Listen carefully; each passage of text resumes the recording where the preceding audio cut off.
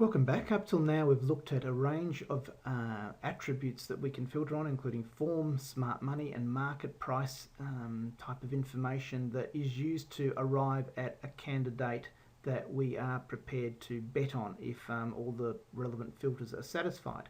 What we haven't looked at is what we call the event profile filters. This takes an approach that's somewhat removed from the selection itself, but looks at the event overall and make sure it's the sort of event that we're comfortable to actually participate in from a betting perspective. So there's a range of different options here.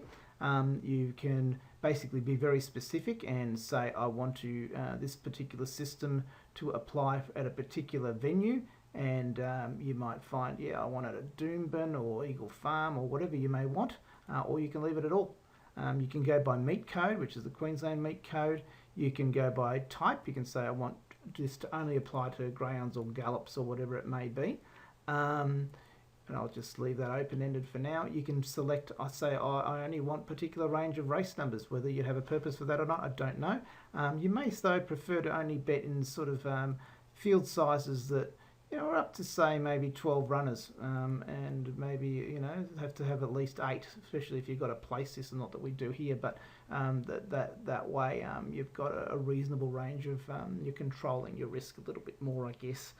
It's a little bit more predictable what's going to happen. Whereas if you go all the way up to 24, the bigger fields can be harder to actually get a collect on. So you've got that type of power as well. I'll leave it open-ended for now. We'll leave it at 8 to 12. All right. Day of week, you can pick any day, Saturday, Sunday, Monday. You can also pick weekend, weekday, Saturday or Wednesday. You've got a few different options. Event class are pretty simple, just maiden or not maiden. So you can sort of filter on maiden events. But there's a range of other class type of attributes you can filter on. Event prize money, you can go by the average prize. This is the average prize across all runners. So it looks at what each individual runner actually has achieved, and you might say you build up your average prize to be over 2,500. Then most of the runners there have won a bet and fairly reasonably proven at that point, as distinct from the maidens and the lower class runners that may have a lower average prize. The class spread. Now this is a way of looking at all the runners across the whole field and being able to say, well, look, when the spread is wider, then the class is wider, generally speaking, and it's all driven by average prize calculation. Now, and the spread of that average prize across all runners. So I won't go into that so much now. It's a little bit of statistical mumbo-jumbo, but it's also connected with the form ratings. There's some information provided in the form rating output that you'll be able to use to connect up to that particular setting there. The dominant pool range, here you can say, well, look, I only want to bet if there's at least 50,000 in the dominant pool. Otherwise, the pool's too small, for example. That's one option, one way of doing it. You could say the dominant pool state. For example, you may only want to consider it if Victoria or New South Wales is a dominant pool state. Generally, I'll leave it on any, but you may have a purpose to do it that way. The number of state peaks, you might say, look, I really don't want to bet unless there's only one state peak, and then under this model, because we set our selection itself had to have a state peak, by putting this in there, it'll say that if it's the only state peak, then it'll get taken. Otherwise, the whole event will get filtered out. Again, number of state peaks with rank 1, and you may say, well, look, no, I want no more than 1, for example. So there's all these sort of options, and they sort of intertwine between the event and the selection filters, so that you can be very, very specific in terms of what gets included or excluded.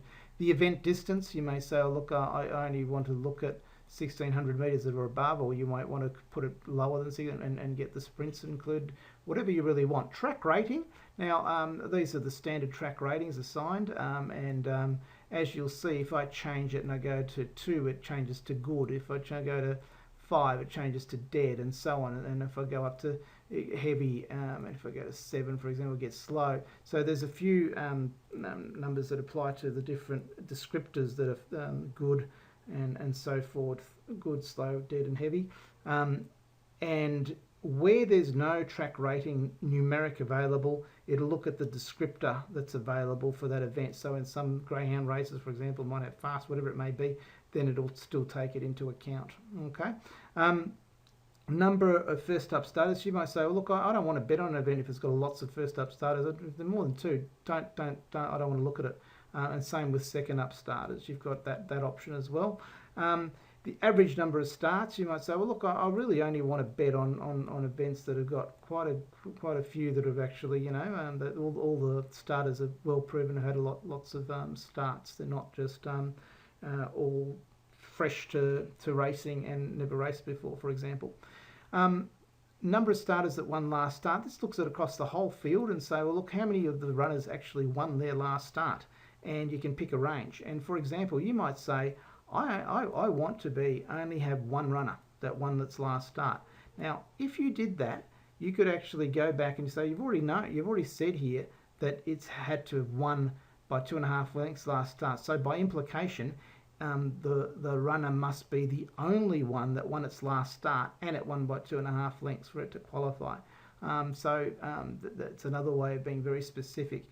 You may also, if you've got a wide range of potential candidate runners, you might say, well, look, the total qualifying cells for this particular event for me to bet on, I want it to be no more than 2. For example. Now, because of the way we've specified all that, these don't hold true because there's only potentially one. But you know what I'm getting at. If this wasn't set, then you can potentially define your rules to give you 5 runners that qualify. For example, well, this is a controlling setting where you can say, well, look, no, I only want to limit it to 2. All right. Here you've also got number of starters that are less than a particular price, and you can say the price, say, under $6, I don't want more than 2 runners, for example, and if that's the way that works. And if there were 3, the whole event would be excluded. So a lot of power, a lot of potential. Now you need to be consistent across all filters, because otherwise you won't get any runner qualifying, because it'll just basically filter everything out.